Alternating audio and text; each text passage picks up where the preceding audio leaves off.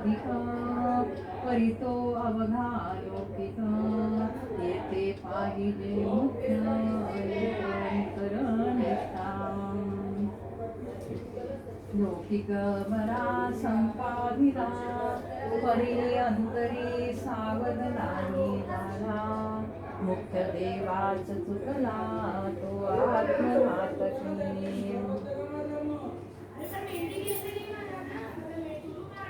भाऊसाहेब महाराजांची जयंती आहे. दासबोध ग्रंथातला हा 9वा दशक आहे आणि 10वा समास आहे. आणि समासाचं शीर्षक स्थिती निरूपण असं आहे. तुमची वस्तुतः वास्तविक सत्यनित्य स्थिती काय आहे तिकडे निर्देश समर्थ करीत आहे. भाऊसाहेबांची जयंती आहे. भाऊसाहेबांनी त्यांचे सद्गुरू गुरुलिंग जंगम महाराज, गुरुलिंग जंगम महाराजांचे सद्गुरू काळसिद्धेश्वर महाराज, नवनाथांपैकी, आणि ही परंपरा दत्तगुरूंपासून आलेली आहे. भाऊसाहेबांनी तुम्हा आम्हाला ही जी वाट दाखवून दिली आहे आपल्या मूळ स्थितीला पोहोचण्यासाठीची. आता स्थिती आहे ना, स्थिती कोणती? तर तुमची आमची जी मूळ स्थिती आहे त्या मूळ स्थितीला कसं बरं पोहोचायचं आहे, बरं त्या मूळ स्थितीपासून आपण दूर कसे आहोत आणि तिथेच कसे आहोत, मूळ स्थितीतही कसे आहोत, याचं ज्ञान तुम्हा आम्हाला झालं पाहिजे. म्हणून भाऊसाहेबांनी आपल्या गुरूंकडून ज्ञान घेऊन गुरुलिंगम महाराजांना निरूपणासाठी दासबोध ग्रंथच उपलब्ध झाला होता. असं म्हणतात की प्रत्यक्ष समर्थांनीच तो त्यांना त्यांच्या हातात दिला. आणि म्हणून निरूपण त्या मारुतीच्या निंबर्गीच्या मारुतीच्या देवळात बसून गुरुलिंग जंगम महाराज सुद्धा निरूपण सांगायचे. ते दासबोधावरच. आणि भाऊसाहेबांनी सुद्धा आपल्या संप्रदायासाठी दासबोधाचीच निवड केली. तेव्हा तुमच्या आमच्या स्थितीचं ज्ञान या दासबोधामध्ये आहे. आणि त्या स्थितीकडे पोहोचण्यासाठी कोणती गती तिचं ज्ञान आहे दासबोधामध्ये. बरं, हे कसं प्राप्त करून घ्यावं? तर मूळ भक्ती पाहिजे एवढं मात्र आहे निश्चित. आणि भक्ती कशी पाहिजे? इथे कोणतं सोंग ढोंग चालत नाही. जसं लहान मुलाची आईवर भक्ती असते, प्रेम असतं, मग आई हवं ते त्याला देते, तितकी सहज भक्ती तुमची तुमच्या गुरूंवर असली पाहिजे. आणि ते आतून उमाळ्याची प्रीती असली पाहिजे गुरूंवर. गुरुनिष्ठा पाहिजे, गुरुवचनावर निष्ठा पाहिजे, आणि सद्गुरु वाक्य प्रमाण हा भाव तुमच्या अंतरी निश्चयाचा असला पाहिजे. असे त्याच्यासाठी मग तुम्हाला वेगळी काही साधना करायला नको. लक्षात घ्या, आपल्या संप्रदायामध्ये भाऊसाहेबांनी सुरुवातीला सांगितलंय की ध्यान करा, 4 भजनं करा. परंतु हे अगदी तुम्हाला सांगतो, जर तुम्ही निष्ठेने 7-8 दिवस जरी केलं वर्ष जायला नकोय. तुमचा एक भाव होऊ द्या फक्त गुरुवचनावर, सद्गुरुवचनावर, आणि मला माझं स्वरूप प्राप्त करून घ्यायचंच आहे. शेंडी तुटो वा पारंबी तुटो, प्राण जाओ, पण मी आता हे ज्ञान प्राप्त केल्याशिवाय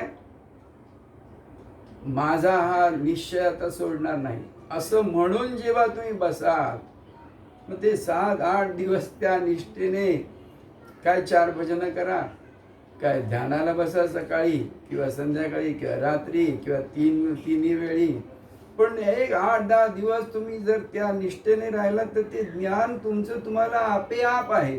आमच्या महाराजांचा शब्द आहे सत्य महाराज. मग ते ज्ञान, मग वर्ष जायला नको. काही लोक वर्षानुवर्ष का बरं जातात मला कळत. का जातात? कारण निष्ठा नाही, निष्ठा पक्की नाही, निर्धाराची नाही.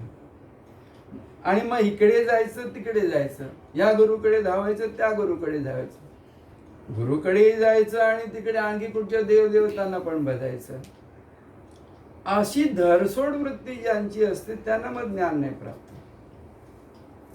किंवा काहीतरी काही 4 ग्रंथ वाचले आणि मग काहीतरी कळलं असं वाटलं, इथे आता समर्थ तेच सांगते, आणि मग वाटतं आपल्याला काहीतरी कळलं, आणि मग तो वरचं बरोबर सोंग घेतो आणि काहीतरी स्वतःला समजतो आणि ज्ञान सांगायला जातो. तेही उपयोगाचं नाही, कारण त्याने तो स्वतःही तरणार नाही, आणि ज्यांना तो काही सांगेल ते तर अजिबात ते तर बुडणार, आणि तोही स्वतः बुडणार.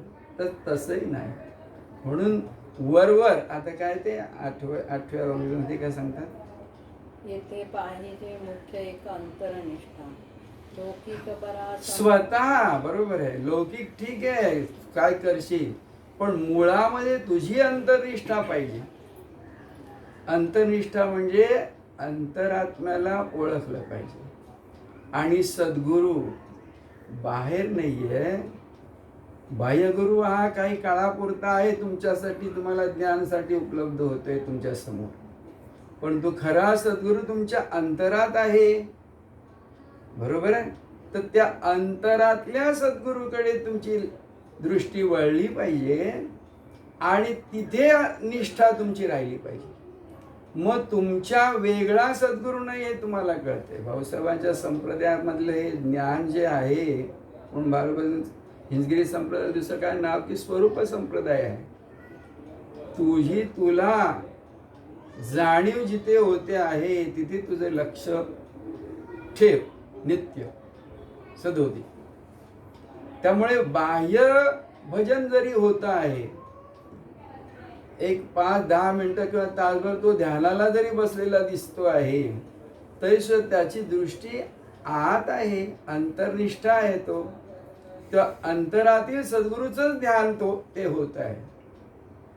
जरी प्रतिमा ठेवली समोर गुरूंची, तरी त्या जसं आपण 12 काय ते मुळाक्षर शिकवतो ना, अननसातला, आगगाडीतला, तर चित्र दाखवलं जातंय, पण अननस चित्र पाहून त्याला शिकणाऱ्याला बोध या मुळाक्षराचा होतोय, स्वराचा. तसं सद्गुरू प्रतिमा जे ब्रह्मरूप झालेले आहेत, परमात्मा स्वरूप झालेले आहेत, अशा सद्गुरूंची प्रतिमा पाहताना, डोळ्यापुढे ठेवताना, ते रूप आठवताना, तो स्वतः अंतरामध्ये परमात्मा स्वरूप आपोआप होतोय. कारण तो सद्गुरू परमात्मा स्वरूप आहे. ते चित्र, ते रूप पाहता पाहता अंतरातील सद्गुरूकडे तो पोचतोय. तर हे आपल्या या भक्ती संप्रदायाचं, किंवा जरी ध्यान संप्रदाय म्हटला, ध्यानातून ज्ञान किंवा भक्तीतून ज्ञान, तर त्याचं हे मर्म आहे किंवा वर्म आहे असं म्हणा. तेव्हा एखाद्याला डायरेक्ट सांगितलं निर्गुण निराकार परमात्मा स्वरूप, काही त्याला बोध होणार नाही. आणि म्हणून सद्गुरू दाखवतात, तुझ्या अंतरामध्ये हे वचन तू नित्य ठेव, सदोदित ठेव. जे काय तुला कळायचं आहे ते आपोआप कळणार, पण निष्ठा तुझी बलवत्तर असली पाहिजे. पुढचं काय? जेणे जयास भजावे तेने त्या लोकासी जावे निर्गुणी भजता वावे निर्गुणाची सोय निर्गुणाचे कैसे भजनास निर्गुणी असावे अनन्य अनन्य होता होई जे धन्य निश्चयेसी. तर तुम्ही आम्ही भाऊसाहेबांनी दिलेली ही जी वाट त्या वाटेवरून चालतो. भाऊसाहेबांनी आपल्याला काय दिलं? 4 भजनं करायलाच पाहिजे. करायलाच पाहिजे. काय नाही होतो, वेळ मिळतो, किती घाई गडबड असो. तुम्ही म्हणता काळ नाही, काळ कुठे बदलतो? काळ तुमच्या मनात आहे हो. काळ बदलला वगैरे काय नाही. काळाचं काही सांगू नका किंवा हे आधुनिक काळ वगैरे काय नाही. भजन करायलाच पाहिजे कोणत्याही काळामध्ये. आणखी किती युग लोटली विज्ञानाची तरी प्रगती झाली तरी सुद्धा मी सांगेन की 4 भजनं सोडू नका. बरं, हे 4 भजनामध्ये हे जे भजन जे भाऊसाहेबांनी सांगितलं ते भजन म्हणजे सद्गुरू भजन म्हणजे कोणाचं भजन आहे? ते तुमचंच भजन आहे. आपलं भजन आपण म्हणतोय. जरी गुरु प्रतिमा समोर ठेवली आहे, त्यांनी निरांजन लावले, उदबत्त्या लावल्या आणि प्रसाद ठेवलेला आहे, तरी सुद्धा ते जे भजन तुम्ही म्हणता आहात अगदी काकड आरतीपासून ते रात्री पाळणा म्हणेपर्यंत ते भजन तुमचं आहे हो, स्वतःच आहे भजन ते. तेव्हा ते भजन म्हणताना सुद्धा तुमची वृत्ती अंतर्निष्ठ असते. असायला पाहिजे असं पण म्हणत नाही. तुम्हाला जरी कळलं नाही तरी सुद्धा ते भजन तुमच्या अंतरातच होत आहे. अंतनिष्ठ तुम्ही असताच. फक्त एक नियम, एक सवय लावून घ्या, आपोआप तुम्ही तिथे पोहोचता. सद्गुरू आमचे महाराज वचन सारखे आठवतात महाराजांचे की सद्गुरूंचे चरण तुमच्या हृदयात आहेत ना. मग सद्गुरूंचे चरण तुमच्या हृदयामध्ये तुम्ही घट्ट धरून ठेवले तर सद्गुरू हलणार कसा, कुठे जाणार? तुमच्या वेगळा नाही हो. म्हणून ते जे भजन आहे ते निर्गुणी भजन आहे. निर्गुणाचं भजन दिसायला सगुणाचं आहे, परंतु तुम्ही निर्गुण, निराकार, काय म्हणू आपण, निर्वृत्त, वृत्तीरहित. निर्वृत्ती, वृत्ती म्हणजे तुम्ही आम्ही आता जे वावरते वृत्तीमध्ये वावरतो, बरोबर आहे. आणि निर्वृत्त म्हणजे वृत्ती नाहीशी होते आहे. अशा त्या निर्गुण निराकार परमात्मा स्वरूपाचं म्हणजे आपलं स्वतःचं भजन ते तुम्ही करता. ध्यानाला सुद्धा जरी बसलात, आणि बसलंच पाहिजे. भाऊसाहेबांची जयंती आहे तेव्हा ध्यानाचं महत्त्व कोण नाही असं म्हणायची काय विषादपणा. आणि आमचे अगदी सांगतो तुम्हाला की आमचे महाराज आम्हाला ध्यानाला बसवायचे सकाळी. जसे भाऊसाहेब बसवायचे ध्यानाला तसे आमचे महाराज सुद्धा आम्हाला ध्यानाला बसवायचे. आणि स्वतः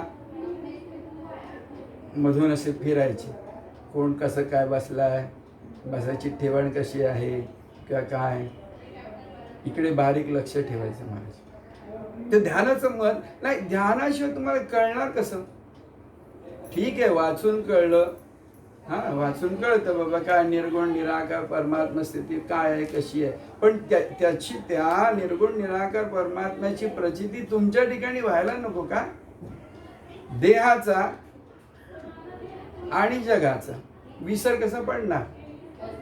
आणि देहाचा आणि जगाचा विसर जोपर्यंत पडत नाही, म्हणजे सगुण हे बाहेरचं जे दृश्य रूपात आहे त्याची पकड जोपर्यंत ढिली होत नाहीये, सैल होत नाहीये, तोपर्यंत तुम्ही ज्या मुळामध्ये जे निराकार तत्व आहे, निर्गुण तत्व आहे, तिथे पोचणार कसे हो? मग ध्यान नको का? मग ते नाम मंत्र जप. नाम मंत्र म्हणजे काय हो? नाम मंत्र म्हणजे काय म्हणतो तुम्ही, एक ब्रश आहे. ब्रश घेतो आणि तुम्ही काय करता, साफसफाई करता ना, अशी आजूबाजूचा सगळा काय कचरा असेल काय असेल ते काढून टाकता ब्रशाने, आणि मग स्वच्छ निर्मळ ते राहतं जसंच्या तसं.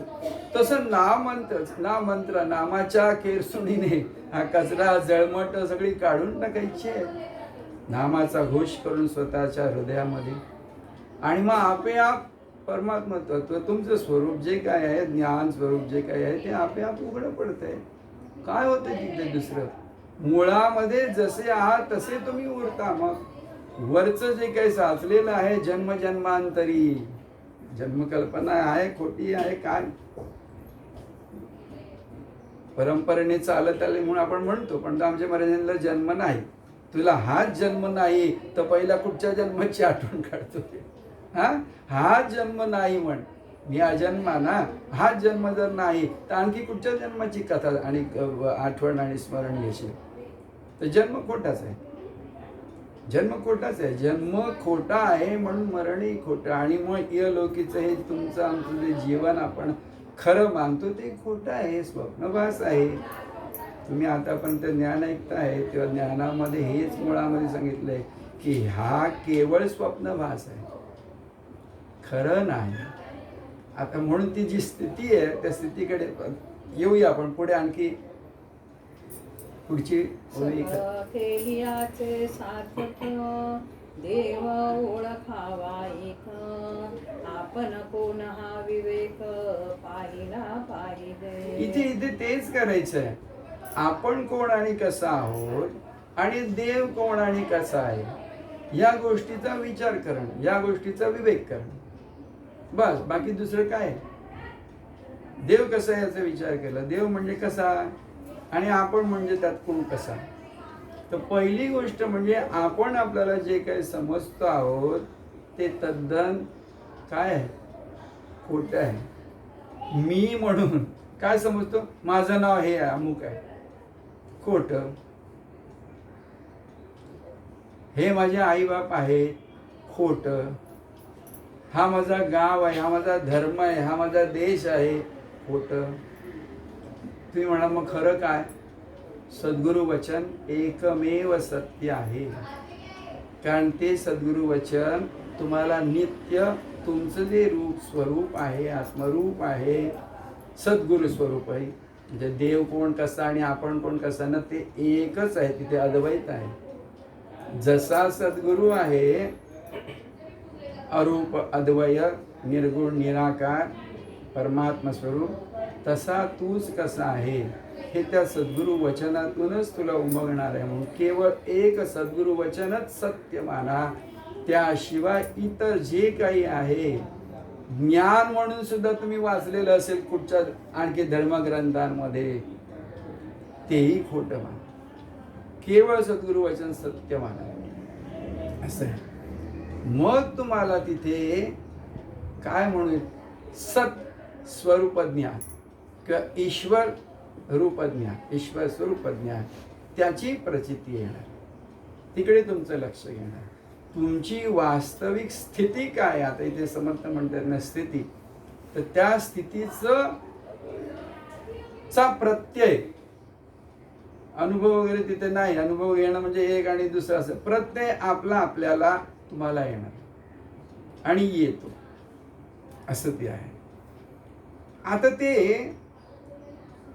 थोडं शास्त्राचा पण आधार घेतला पाहिजे. कारण शास्त्रामध्ये काय सांगितलं, तर शास्त्रामध्ये हा देह शरीर कसं बनलेलं आहे, तर हे दिसणारं शरीर त्याला स्थूल देह म्हटलेलं आहे. हे कसं बनलेलं आहे? 5 तत्वापासून बनलेलं आहे. पंचतत्व ना, अगदी पृथ्वी, आप म्हणजे जल, तेज, वायू इथपर्यंत. काही लोक म्हणतात, काही लोक आकाशाला म्हणत नाहीत 5वं तत्व. कारण ते नाहीच असं आहे, नाही म्हणून. तरी आपल्या परंपरेमध्ये आकाशाला मानले म्हणून 5 तत्वापर्यंत गेले. 5 तत्वाचं हे शरीर बनलेलं आहे. स्थूल देह त्याला म्हटलं काय? स्थूल देह. नंतर आहे तुमचं मन, तुमची बुद्धी, तुमचे विचार याने मिळून त्याला काय म्हटलंय? मनाला सूक्ष्म देह म्हटलं. बुद्धीला काय म्हटलं? स्थूल देहानंतर येते सूक्ष्म देह. एवढं जरी कळलं तर पुढे आपल्याला म्हणतो की नाही मला काही कळतच नाहीये. वास्तविक म्हणता हे नाशिवंत आहे, हे नाशिवंत आहे, शरीर नाशिवंत आहे, मनाचं काही खरं नाही. मग सगळं अज्ञानच आहे हे. खरं नाही म्हणजे काय? अज्ञान. आणि अवतीभोवतीचं सगळं अज्ञान स्वरूप दिसतंय. अज्ञानाचंच दर्शन होतंय, अज्ञानाचाच अनुभव येतोय. बरोबर आहे. मग ते अज्ञान, त्याला काय म्हटलंय? कारण देह म्हटलंय. स्थूल देह, सूक्ष्म देह, कारण देह. बरं, इथपर्यंत आला तिसऱ्या देहापर्यंत. मग ह्या तिन्ही कसे काय? तिन्हींचा अनुभव मला कसा येतो आहे? तीन देह माझे आहेत, स्थूल देह, सूक्ष्म देह, काम, अज्ञान. पण हे मला कळतंय कसं? मग तिथे त्यांनी चौथा देह म्हटले महाकारण देह म्हटले. त्यांनी काय म्हटले? महाकारण देह. तर महाकारण देहाला सर्वसामान्यपणे लोक म्हणतात की मला जे मी आहे हे असं कळतं आहे म्हणजे ज्ञान. महाकारण काय झालं तिथे? ज्ञान. मला मी आहे कळतं आहे म्हणून तर ह्या सगळ्याचा अनुभव येतो आहे, ज्ञान. पण ज्ञान जरी त्याला म्हटलं, लक्ष द्या तुम्ही इकडे, महाकारण देह याला जरी ज्ञान म्हटलं तर मी तर म्हणतो की त्याला ज्ञान सुद्धा म्हणता येत नाही, तेही अज्ञानच आहे. महाकारण देह त्याला ज्ञान म्हटलं, बरोबर? ज्ञानातून हे सगळं येतंय अनुभव मला की मी आहे म्हणून अमुक अमुक कोणतरी. परंतु हे खरं आहे का?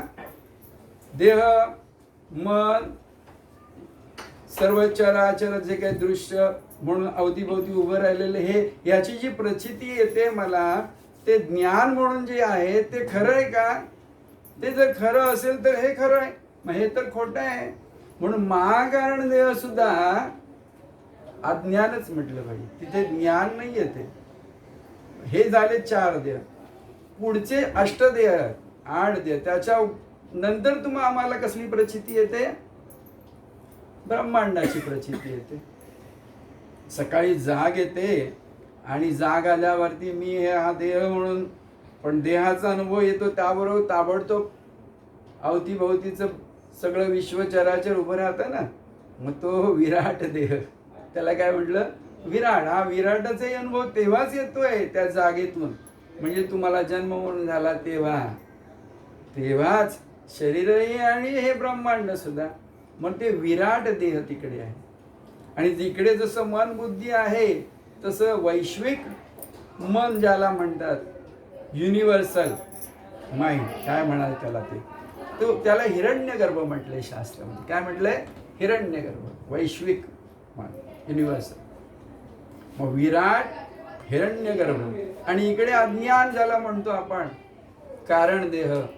तसा विराटामध्ये तिकडे काय म्हटलंय? अव्याकृत. अव्याकृत शब्दाचा अर्थ बघायला, अव्याकृत म्हणजे जे झालेलंच नाही. अव्याकृत म्हणजे काय? जे झालेलंच नाही. ब्रह्मांड दिसतंय पण तिसऱ्या त्याच्या देहामध्ये विराट, हिरण्यगर्भ, तिसऱ्या काय वापरलं शास्त्रामध्ये? त्याला अव्याकृत म्हटले. आणि अव्याकृताची सुद्धा जी काही प्रचिती आम्हाला येते तिथे मूळ माया असं म्हटलेलं आहे. 8वा देह म्हणजे मूळ माया असं शब्द आहे. हे स्थूल 4 देह आणि विराटाचे 4 देह. इकडे चौथा देह महाकारण देह म्हणजे आपण खरं नाही हे म्हणून महाकारण म्हणून ज्ञान म्हणून जे आहे ते मुळात अज्ञान आहे. लक्षात आलं पाहिजे तुमच्या. मुळात अज्ञानातूनच ह्या सगळ्याचा अनुभव येतो. आणि तिकडे मूळ माया म्हणून म्हटलंय. मूळ माया, ती मूळ माया निर्माण कुठे होते? हे 8 देह, त्याच्या मुळाशी काहीतरी असलं पाहिजे. 8 देह म्हणजे सगुणाचाच अनुभव आहे, पण त्या अव्याकृत म्हणजे अज्ञानाचाच आहे. आणि त्याच्या मुळामध्ये गेलं तर जे काही आहे ती माया आहे. म्हणजे माया म्हणजे वस्तू. माया म्हणजे काय? जी नाहीच हो. माया म्हणजे जी ना, या मा म्हणजे नाही, या म्हणजे जी, जी नाहीच. तो जी नाहीच तिथे आहेपणा निर्माण होते. मग तो खरा कसा असणार? लक्षात घ्या, हे तुमच्या लक्षात आलंच पाहिजे. मग मग एकमेव सत्य राहतंय. काहीतरी मुळामध्ये असलं पाहिजे ना. काहीतरी आहे म्हणून हे सगळं निर्माण होत झालेलं दिसतंय. ते मुळामध्ये जे आहे, मूळ जे आहे ते केवळ आहे. ते केवळ आहे, केवळ. म्हणून त्याला तिथे दुसरं काय नाही, म्हणून ते अद्वय आहे. द्वैत नाही. जगामध्ये ह्या स्वतःची प्रचिती किंवा स्वतःचा शोध घेणारे अनेक लोक झाले आणि त्यांनी आपापली तत्वज्ञाने निर्माण केली. परदेशांमध्ये पण झाली आणि आपल्याकडे पण झाली. हां, तर आपल्याकडे हे जे शेवटी सांगितले ते शंकराचार्यांनी सांगितले, श्रीकृष्णाने सांगितलं की ते जे मुळामध्ये आहे ते दुसरं तिसरं काही नाहीये, ते तूच आहेस. ते काय आहे? तूच आहेस. कारण तुलाही प्रचिती येते. तू नसशील मुळामध्ये. मुळामध्ये काही जर नसेल तर तिथे काय आहे असा आहेपणा येईल कसा? तर मुळामध्ये नाही असं काहीतरी आहे. म्हणजे तुमच्या आमच्या अनुभवामध्ये, संवेदनांमध्ये जे देहासहित आहे काही जग आणि विश्व निर्माण, विश्वाचा पसारा निर्माण झालेला दिसतोय आहे म्हणून तो राहत नाही शाश्वत. म्हणून त्याला असत्य म्हटलंय. त्याला अशाश्वत का म्हटलं? कारण तो नित्य राहत नाही. तुमची आमची प्रचिती पण हीच आहे. आपण जेव्हा झोपी जातो तेव्हा हे सगळं विलयाला जातं. किंवा तुम्ही काय म्हणतो मरण कल्पना. ते मृत्यू येतो एखाद्याचा तेव्हा त्याच्या सकट त्याचं सगळं विश्व नाहीसं होतं. म्हणजे हे शाश्वत नाही ना. मग शाश्वत नसलेलं जे अशाश्वत आहे ते कुठच्या तरी शाश्वत अशा तत्वावर आधारित आहे. म्हणून तर हे प्रचिती याची सगळी येते आहे. तर शंकराचार्यांनी श्रीकृष्णाने तेच आम्हाला सांगितलं की ते शाश्वत जे आहे ते सद्गुरु स्वरूप आहे. सद्गुरु स्वरूप आपण सद्गुरू आपल्या संप्रदायामध्ये सद्गुरूंना वापरतो. ते परमात्मा स्वरूप आहे. ते परमात्मा स्वरूप म्हणून वेगळं काही नाही, तर ते तूच आहेस, स्व आहे. तेव्हा भाऊसाहेबांनी हा फार थोर उपकार भाऊसाहेबांचे की कधी फिटणार नाही. एखाद्या आपण काय न ऋण जन्म द्यायचे फेटे असं आपण तुम्ही आईचे उपकार कधी फेडता येत नाही. हो, एक वेळ आईचे उपकार फेडता येतील, पण सद्गुरूचे उपकार कधीही फेडता येणार नाही. शक्य नाही, शक्य नाही, शक्य नाही.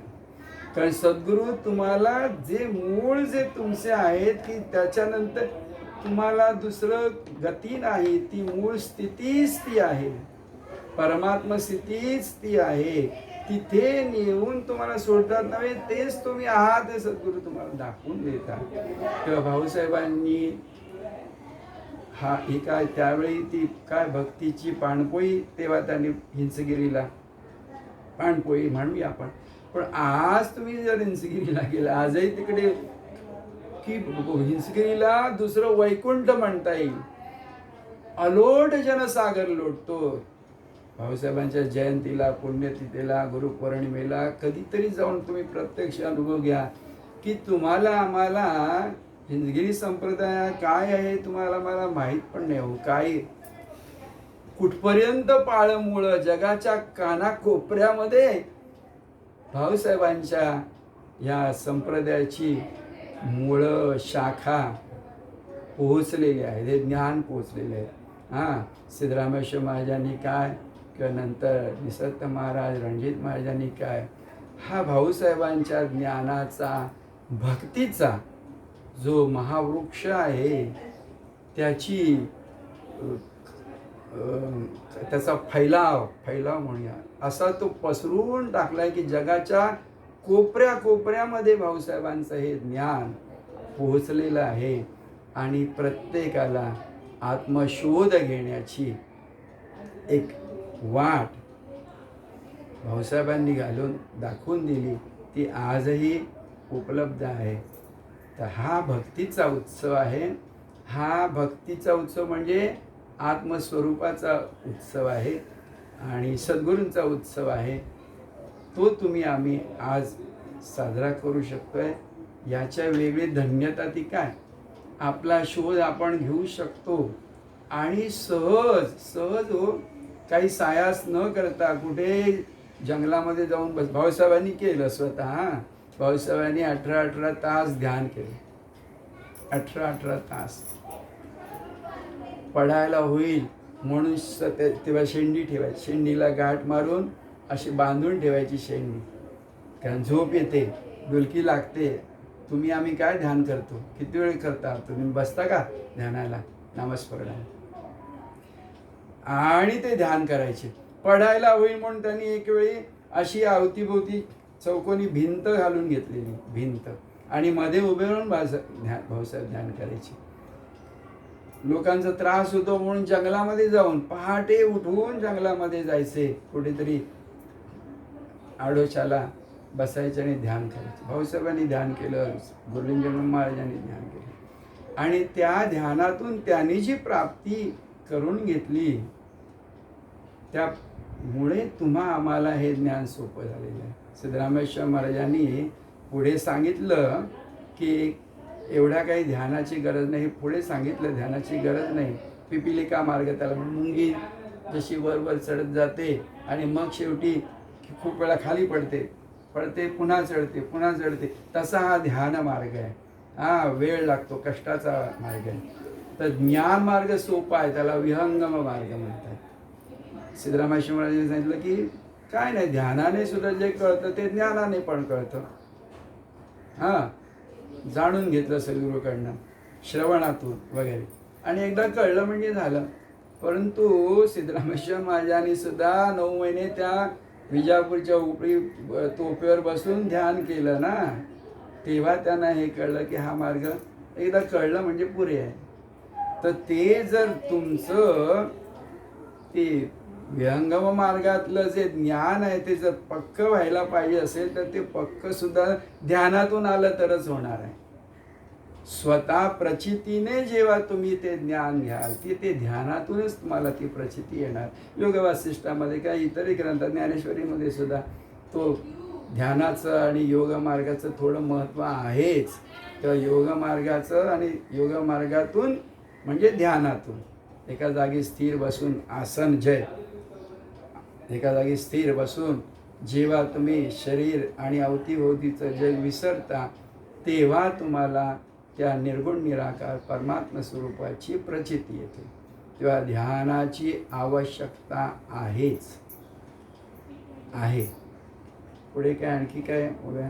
देव पाहता निराकार, आपला तो माईक विचार, सोहमात्मा निर्धार, बाणून गेला. देह आकार स्वरूप नाही, पण आकार स्वरूप नाही मग तुला तू आहेस कळतं कुठे आहे? तर ते आत्मस्वरूप आहे. मग त्याला आत्मा नाव द्या, काही नाव द्या, आत्मस्वरूप आहे. आपण आहोत म्हणून जे काय आहे ते आहे. तुला तू आहेस असं जे कळतं ते आहे. तर तिथे तुम्ही गेलात की ती तुम्हाला प्राप्ती आहे. पुढे काय? आता तो अनुमान तो काही वस्तू आहे, वस्तूच्या ठाई देहभाव काहीच नाही. दांडोळीचा सिद्धास आणि साधन, हा तो अवघाच अनुमान. मुक्तासी आणि बंधन हे तो आढळेना. साधने जे काही साधावे ते तो आपणची स्वभावे. आता साधकाच्या नावे शून्य. बस हेच आहे. तेव्हा तुम्ही भजन करणार, ध्यान करणार, कळलं का? ते करीत असताना ते तुम्ही ती तुमची साधना असते, बरोबर आहे. परंतु ते करीत असताना किंवा केल्याच्या शेवटी म्हणजे जेव्हा कळतं तेव्हा त्याला शेवट म्हणा, तर शेवटही नाही तिथे. एकदा कळलं म्हणजे झालं ना. आत्मस्वरूप काय आहे, ईश्वर स्वरूप काय आहे, तुम्हाला कळलं म्हणजे झालं. मग तिथे आपल्या शिवाय, देवाशिवाय दुसरं काहीच नाही असं तिथे आहे. मग तिथे कुठच्या साधनेची गरज नाही, तपश्चर्येची गरज नाही, किंवा काही करायची गरज नाही. कारण काही करण्याची गोष्ट कुठे येते आहे? या चराचर सृष्टीमध्ये येते करणं. आणि ते तत्व जे आहे ते क्रियेच्याही मुळामध्ये आहे. म्हणजे तिथे न करणं आहे, कर्मच नाही तिथे. मग जेव्हा तुम्ही कर्मातीत आहात, म्हणजे कर्माशिवाय आहात, कर्माच्याही आधी आहात, कोणत्याही कृतीच्याही आधी कृती करणारा आहे, तो जो मुळामध्ये आहे, कृतीशिवाय आहे. मग काय शब्द, भजन म्हणताना शब्द आहे किंवा नाममंत्र जपताना शब्द आहे, तर शब्दाच्या अक्षराच्याही आधी तो आहे, असं तुमचं वास्तविक स्वरूप आहे. मग ते एकदा कळलं की कोण कसला मंत्र जप करणार, कोण कसला ध्यान करणार, कोण कसलं भजन करणार, कोण कोणाची पूजा करणार, स्वये आपणच आहोत स्वरूप म्हणून हे कळतं. तुम्ही आम्ही हे का करायचं आहे, हे करायचं कशासाठी, भजन म्हणा किंवा ध्यान म्हणा किंवा पूजा, हे करतो कशासाठी, तर आमच्याकडे एकच साधं उत्तर आहे त्याचं, की आमच्या महाराजांनी केलं म्हणून आम्ही करतो. निसर्ग महाराजांनी सुद्धा ज्ञान झालं, ज्ञान त्यांना ते काय म्हणू आपण, अगदी उच्च कोटीचं ज्ञान त्यांच्याकडे, तरी सुद्धा त्यांनी भजन सोडलं नाही. रणजित महाराजांनी सुद्धा शेवटच्या श्वासापर्यंत भजन सोडलं नाही. सिद्धरामेश्वर महाराजांनी सुद्धा भजन सोडलं नाही. भाऊसाहेबांनी सुद्धा, तुम्हाला सांगतो, हे जे भजन सुरू केलं 1912ला, ते गुरुदेव रानडे होते, त्यांना सांगून अंबुराव महाराज या दोघांना सांगून काही अभंग वगैरे निवडा आणि निजगी स्थापनाची संप्रदायाची जी स्थापना केली आणि हे जे भजन त्यांनी सुरू केलं, 4 भजनं, त्याची रचना 1912मध्ये पूर्ण झाली आणि मग ते संप्रदायामध्ये लागू झाले. तर हे जे भजन भाऊसाहेबांनी काढून दिलं, भाऊसाहेबांनी स्वतः सुद्धा जेव्हा देह ठेवला तेव्हा टाळ्या वाजवीत दिसला. जगामध्ये कुठे अनुभव कोणाला कसला आहे माहीत नाही मला, किंवा टाळ्या वाजवून जयगुरु जयघोष करीत त्यांनी, विठ्ठल नामाचा जयघोष असेल आणखी काय, परंतु टाळ्या वाजवीत त्यांनी आपला श्वास शेवटचा घेतला आणि इहलोकीची यात्रा त्यांनी ह्या देहाची थांबवली. म्हणजे ते टाळ्या हे त्या भजनाचं प्रतीक आहे, लक्षात घ्या. ते जे भजन जे सुरू झालेलं आहे, सिद्धरामेश्वर महाराजांनी सोडलं नाही. ज्ञान पूर्ण झालं तरी आमच्या महाराजांनी नाही, रणजित महाराजांनी केलं. आणि का बरं, आमच्या गुरूंची आज्ञा म्हणून आम्ही हे भजन करतो, एवढं त्यांचं साधं उत्तर होतं.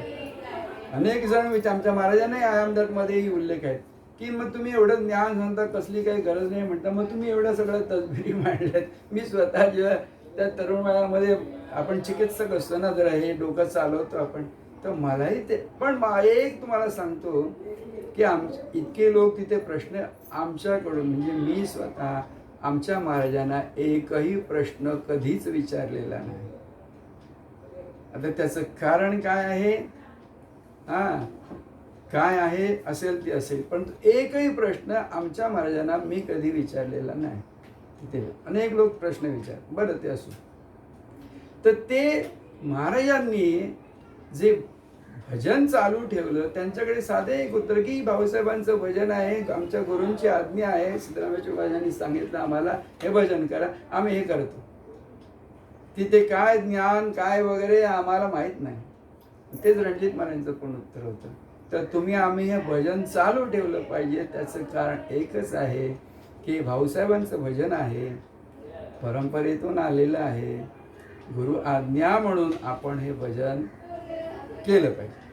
तर आजच्या दिवशी भाऊसाहेबांच्या या जयंतीच्या उत्सवा दिवशी भजन, भक्ती भजन आपण नित्य करू, एवढं आपण आपल्यालाच सांगायचं आणि ते करायचं. आणि काय आहे शेवटची काय, रंक राजाज्ञेसी म्याले, तेची पुढे राजा झाले, मग ते भयची उडाले रंक. एवढं कळलं ना तुम्हाला की आपणच आहोत करता करविता, की तुम्हाला कोणाचं भय हो, तुमच्याशिवाय दुसरं काही नाही हे कळलं की भय कुठे आहे? भय कुठे असतं? कुठपर्यंत असतं? द्वैत असतं तिथे भय असतं. जेव्हा तुम्हाला कळतं आपणच आहोत आणि आपल्याशिवाय काय नाही, आधी स्व आहे आणि अंतही स्व आहे, स्वरूपाशिवाय, मग तिथे अगदी सहज साधं भक्तिभावाने म्हणायचं झालं तर सद्गुरूशिवाय, माझ्या सद्गुरूशिवाय दुसरं काहीच नाही. आणि सद्गुरूशिवाय, गुरुशिवाय, गुरु वेगळा, मी नाही, मला काही आधारही नाही. जे काही आहे ते केवळ माझा गुरु आहे, एवढा साधा भक्तिभाव, माझे सद्गुरू. आमच्या ठिकाणी तेच आहे. आमच्या महाराजांशिवाय आम्ही दुसरं काही पाहिलं नाही, कुठे पाहिलं नाही, कुठच्या देवळात गेलो नाही, कुठच्या तीर्थयात्रेला गेलो नाही, कुठेच गेलो नाही, कुठेच गेलो नाही कोणाकडे. नंतर आपला एक काही असा प्रसंग निर्माण झाला किंवा आमच्या कुटुंबातल्या लोकांना घेऊन आम्हाला रणजित महाराजांकडे जाऊ. त्यामुळे तो वृक्ष पुढे, ज्ञानाचा वृक्ष किंवा भक्तीचा वृक्ष म्हणतो, की तो पुढे चालता राहिला.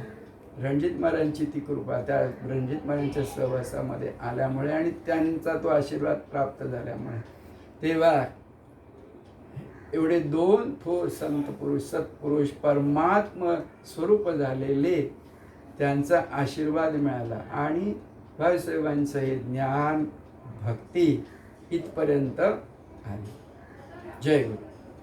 राजाधिराज सद्गुरुनाथ निसर्गदत्त महाराज की जय. राजाधिराज सद्गुरुनाथ सिद्धरामेश्वर महाराज की जय. राजाधिराज सद्गुरुनाथ भाऊसाहेब महाराज की जय. राजाधिराज सद्गुरुनाथ रणजित महाराज की जय. सकळांचे अंतःकरण एक किंवा एक नव्हे अनेक, ऐसे हे निश्चयात्मक मज निरोपावे. आता ही जी ओवी आहे ती पुढची ओवी आहे, पण महत्वाची आहे म्हणून सांगतो. सकळांचे अंतःकरण एक, मग एक की अनेक याची उमज होत नाही, तर एकच आहे. सकळांचं मिळून अंतःकरण एकच आहे मला कळलं पाहिजे आणि याचा मला निश्चय झाला पाहिजे. ही जी भक्ती जी आहे किंवा हे जे ज्ञान जे आहे ते ज्ञान हे इथपर्यंत तुम्ही पोहोचला पाहिजे की जरी हे वेगवेगळं दिसत आहे तरी हे वेगवेगळं काहीच नाही आहे, ते केवळ देवा किंवा हे सद्गुरू तुझंच रूप आहे. मग तिथे मीपणाही नाहीये, मी नाही आहे, केवळ सद्गुरु तत्व आहे. मीचा विलय व्हायलाच पाहिजे. मी हा एक अहंकार आहे, अहंभाव आहे, खोटा आहे तो, आणि एकच आत्मतत्व म्हणून सद्गुरु तत्व आहे, केवळ सद्गुरु आहे. फार सुंदर हो. काल आमचे एक गुरुबंधू नंदन जोशी महाराज आहेत, त्यांनी आपल्या वडिलांचं, म्हणजे तेही आमचे गुरुबंधू सुद्धा, हरेश्वर जोशी महाराज, त्यांची काल काय जयंती होती. 20 एप्रिल, मंगळवार 20 एप्रिल अशी ती त्यांची तिथी आहे जयंतीची काल. तर त्यांनी त्यांचे छोटी छोटी अशी रेकॉर्डिंग्स क्लिप्स अशा आहेत त्यांच्या, त्यांनी घेऊन ठेवलेल्या. तर काल त्यांची एक त्यांनी पाठवली, ती माझ्या श्रवणात आली, ती तुम्हाला सांगतो. की हरेश्वर महाराज आमचे गुरुबंधू असं सांगतायत तिथे की देवाला नैवेद्य जेव्हा मी अर्पण करतो तेव्हा देवाला मी हे सांगतो. काय सांगतो? की देवा, हे मी तुला अर्पण केलेलं आहे, हे तू भक्षण करणार आहेस. आणि याच वेळी किंवा इतर वेळी, पूर्वी, आता आणि नंतरही, कुठेही चराचरामध्ये कुठेही कोणीही जेव्हा काही अन्न भक्षण करत असेल किंवा पाणी पित असेल, ते दुसरं तिसरं कोणी नाही, सद्गुरु तूच. लक्षात घ्या. देवाला नैवेद्य, माझ्या सद्गुरूंना जेव्हा मी नैवेद्य दाखवितो, ठेवतो तिथे समोर, तेव्हा विनंती काय करतो? हे सद्गुरू, हे देवा, हे जे तुझ्या समोर नैवेद्य म्हणून ठेवलेलं आहे ते सर्व चराचरामध्ये तूच आहेस. तो भक्षण करणारा तूच आहे, कोणाच्याही मुखाने. मग ती कीड असो, मुंगी असो, कुठचा प्राणी असो, तो जो अन्न भक्षण करतो आहे ते अन्न भक्षण म्हणजे प्रसाद भक्षण ते घडतं आहे सर्व शरीरामध्ये. आणि हे सद्गुरू तूच तो आहेस, अशी मी माझ्या सद्गुरूंना प्रार्थना करतो. आता हे जे आहे हे कळणं फार महत्वाचं आहे. हरेश्वर जोशींनी आमच्या महाराज गुरुबंधूंनी काय सांगून ठेवलंय आपल्या लक्षात यायला पाहिजे की सकळाचं अंतःकरण हे कसं आहे, सर्व चराचरामध्ये माझा सद्गुरू कसा व्यापलेला आहे, इकडे आपली दृष्टी गेली पाहिजे. सद्गुरू सर्व चरा म्हणून आपलं ते भजन आहे, फार सुंदर भजन आहे. सर्व चराचर भरून उरला त्या तुझला प्रेमळा कसे आवाहन करू, काय तुझी पूजा करू, कशी पूजा करू, कुठची फुलं घालू, कुठे गंध लावणी काय करू, सर्व चराचरामध्ये तू व्यापून उरलेला आहेस. असं तुझं रूप आहे जे ह्या बुद्धीला आकलन होणार नाही, विचार करून कळणार नाही. असा तू सर्व चराचरामधचा स्वामी तूच आहे, तूच तो आहेस. आणि माझ्यातही तू आहे, बोलणार आहे तू आहे, ऐकणारा तूच आहेस. असं ते आहे. सकळाचं अंतःकरण एक आहे सर्व चराचर म्हणून. इकडे तुमची दृष्टी वळावी. जय गुरु. राजाधिराज सद्गुरुनाथ निसर्गदत्त महाराज की जय. राजाधिराज सद्गुरुनाथ सिद्धरामेश्वर महाराज, राजाधिराज सद्गुरुनाथ भाऊसाहेब महाराज की जय. राजाधिराज सद्गुरुनाथ रणजित महाराज की जय.